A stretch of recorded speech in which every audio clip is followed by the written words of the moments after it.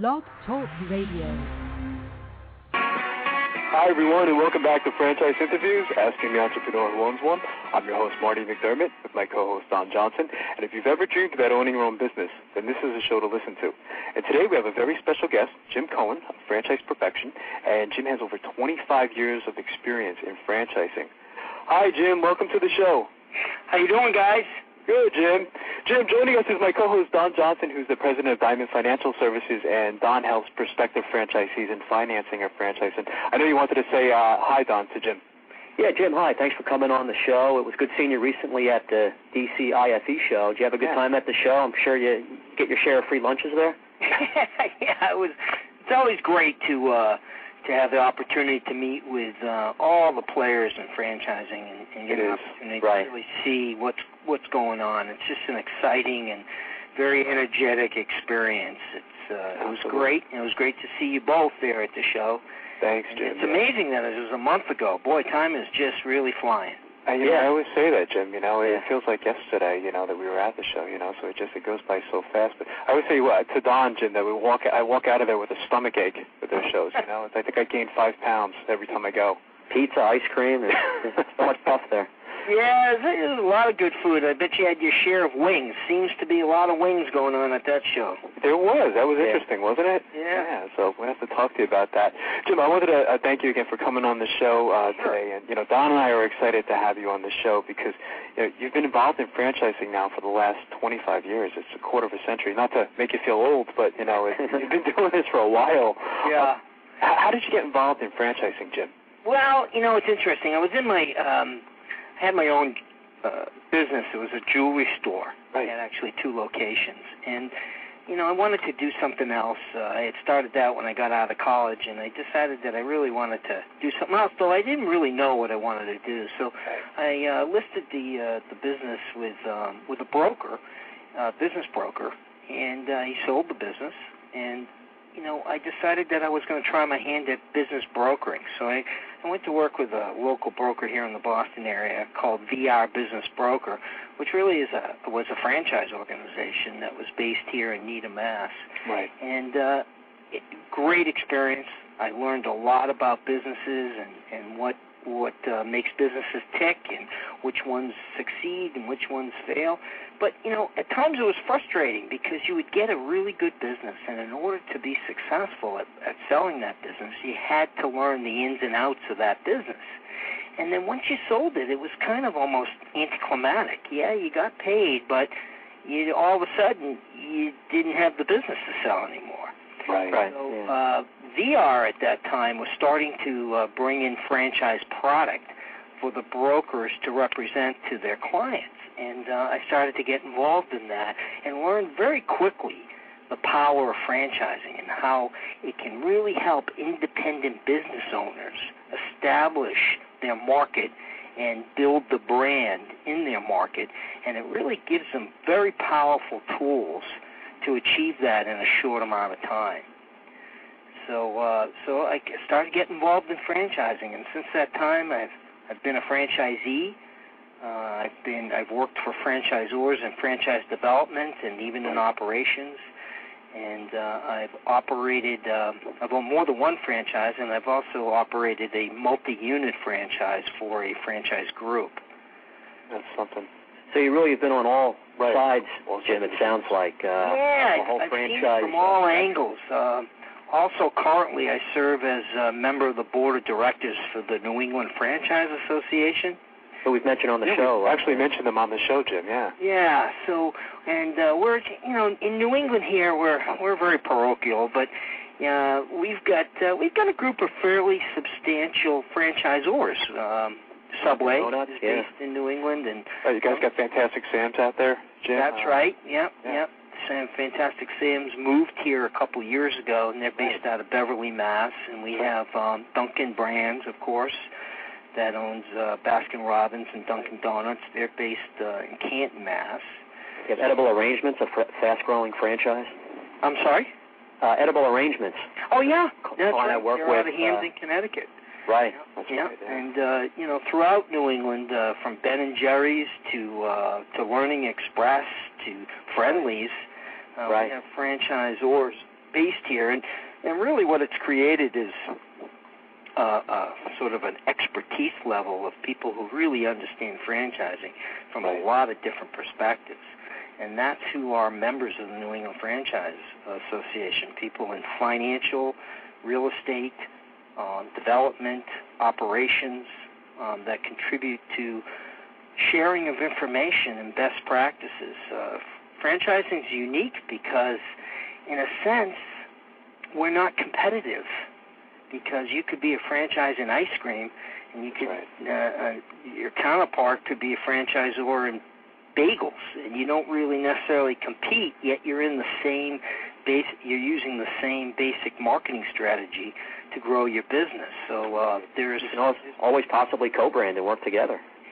Yeah, and those certainly have been tried. I know Dunkin' Brands has certainly had their attempts to co-brand both Dunkin' Donuts and Baskin Robbins with varying degrees of success. But yeah, you're right. They can work together and but really just learn from each other. And so the New England Franchise Association has just been a great thing to be involved. Yeah, we've seen a few of those associations around the country forming. I guess with such an increase in new franchises. Marty and I have always talked about the number of new franchises and just the growth of the industry in general. Some of those associations are great. But that's an interesting experience you had at an early age, Jim, with VR. Deal making, getting that sales experience, introduction into franchising. I mean, that really jump-started your career there.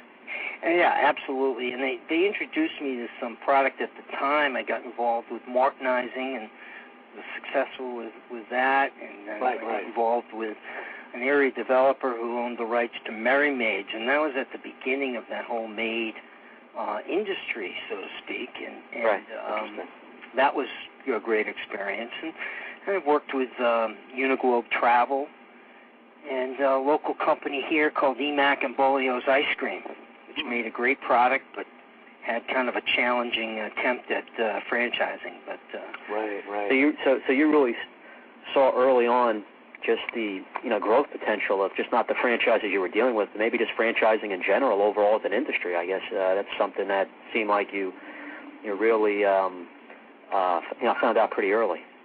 Well, I've determined, ever since for the last 25 years, I started investigating franchise opportunities back then, and I haven't stopped.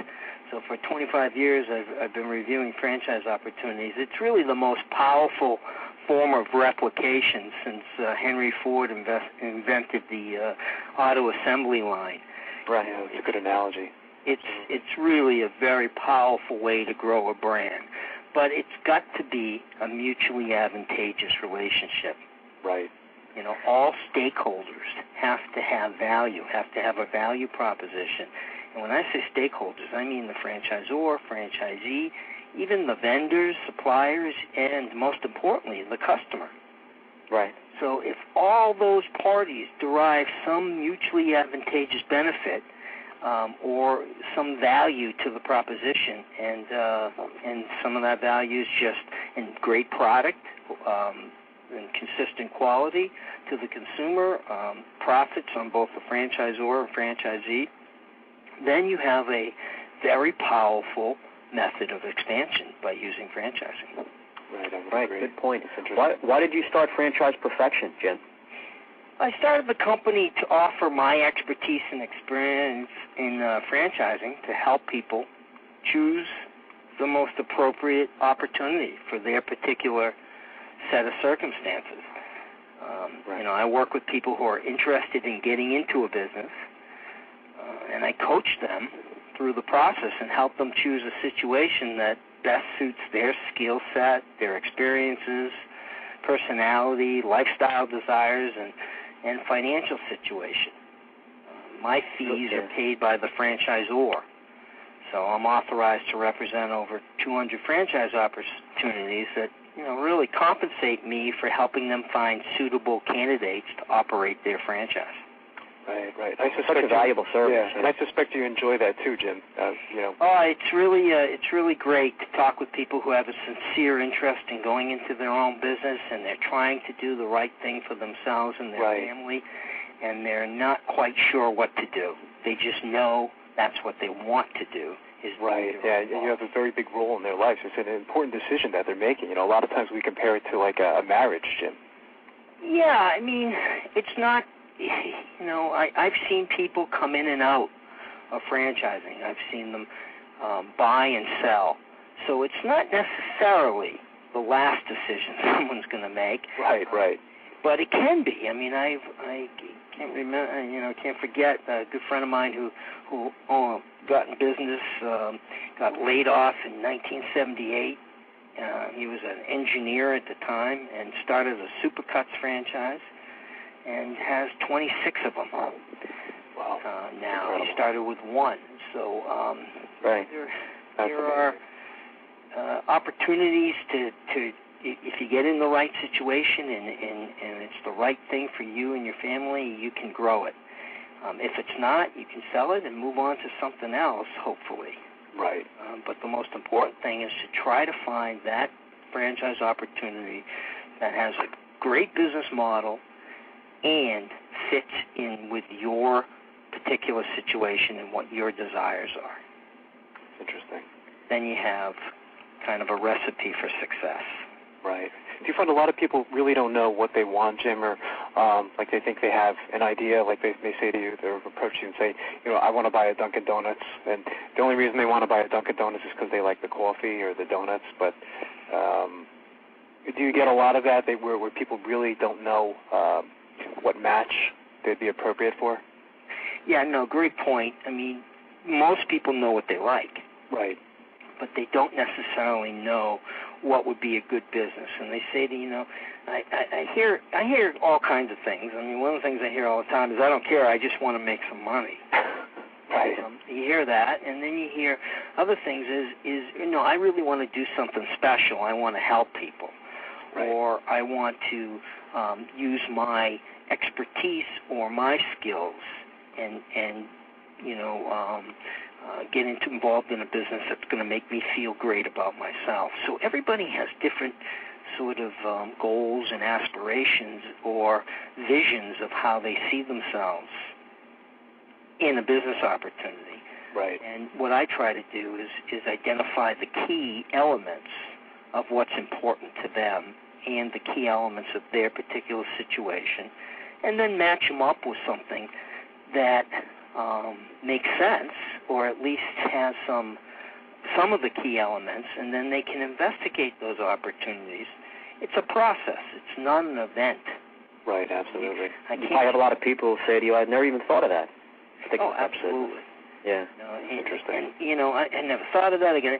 And then I start thinking about it, and then all these questions start happening. And the reality is that sometimes it takes a process of investigating a number of opportunities before you identify the opportunity that makes the most amount of sense for you.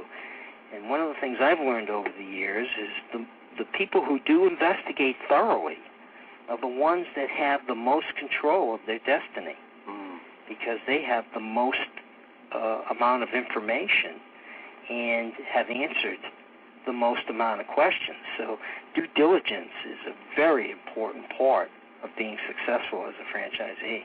Yeah, I would agree. We've stressed that a lot on previous shows. Yeah, it's a good point, Jim.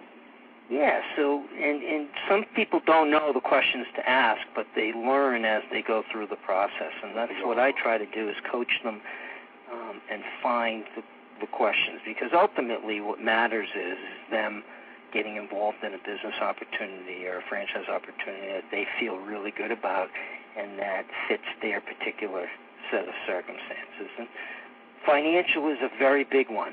I want for people to really have enough capital to be able to fund that business and enough backup capital to be able to support their family. Interesting. Right. We know, Jim, that's what I do. So a lot of our loans are startups, and we're pre-qualifying people. People need to know where they stand, if they can get financing, always having that cash reserve money, working capital. Maybe a spouse is keeping and having some outside income coming in. So, that's my everyday life, going over that scenario with people. Right, and that's an important aspect. And I know you guys were talking about the UFOC earlier. It's not necessarily one of the items in the UFOC is what kind of backup money do you have to support your family, or how are you going to support your family. It really talks about the business opportunity, right? Not necessarily about the support of the family. And I've seen a lot of people get in trouble early because they don't have that backup. So I pretty much go through that process with them and make sure. I get a lot of calls of resales from franchise people who are in the business and are interested in possibly reselling their franchise. And the most common problem is that they run out of working capital. Right. And that's something that you just got to really consider. And I can't stress enough about how important that is. And I know, Dawn, you and I have talked about that. That's a critical important thing when coming up with that business plan to finance a business. Right. To make sure that there's enough to support that family over 6, 8, 12, 18 months it might take to before profitability. Yeah, right, I mean, that's a good point. Yeah, exactly. So, what advice would you give to an aspiring entrepreneur, Jim, looking to buy a franchise? You've kind of mentioned a few things so far. I mean, what would you feel about the biggest main point is? Know yourself. One of the things that I've learned is the willingness to work hard is obviously a must-have in order to succeed as a franchisee. Unfortunately, hard work is only part of the picture. Not everybody is suitable to even be a franchisee. Right. To me, franchisees represent the middle ground between employees and entrepreneurs. I call them frantrepreneurs. I've never heard that before. That's interesting. Yeah. So the vast majority of people, most successful as an employee. True entrepreneurs are few and far between. Those are the ones that are willing. They have a vision and they're willing to take all-out risk. Right. And they don't really want to hear anybody else's opinion in most cases. They really see this an entrepreneur and they just really want to go for it. Right. So they take out all-out risk. They put everything on the table. Frantrepreneurs are a little different. They want a tried and proven concept, and they're willing to follow established procedures to run that business. Right. I look at a frantrepreneur as one who's willing to accept a measured risk. Right. They do not want to reinvent the wheel. They want to go into a proven business model that allows them to bring their capital, their work, and their particular life experience into that model and make it successful on a shorter runway. That's the perfect match, yeah. Yeah, as opposed to starting out on their own. Right. That's too risky.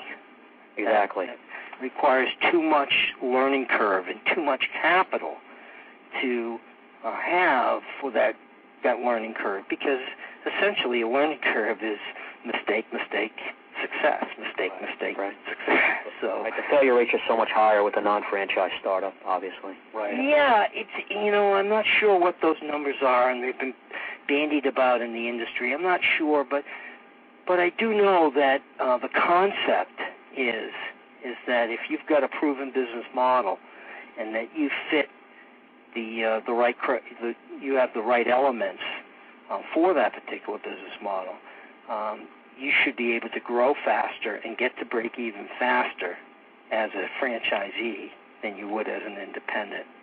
Definitely. Or a startup, let's put it that way. Right. Jim, are you able to stick around for another segment? Sure.